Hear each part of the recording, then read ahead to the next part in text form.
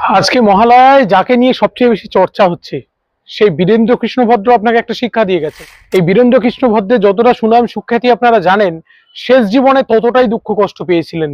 তাকে এমনকি অনেক অনুষ্ঠানে ঢুকতে দেওয়া হয়নি, স্টুডিওতে ঢুকতে দেওয়া হয়নি, রোগ ভোগে ভোগে অনেক যন্ত্রণার মধ্য দিয়ে তার মৃত্যু হচ্ছে।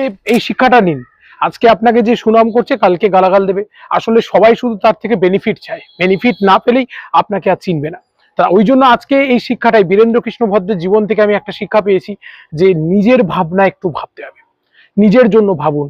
আমরা যে যা করছি, যেখানে যা আছি সবাই নিজের জন্য ভাববেন। আর আঘাতগুলো জীবনের একটা আপেক্ষিক ব্যাপার।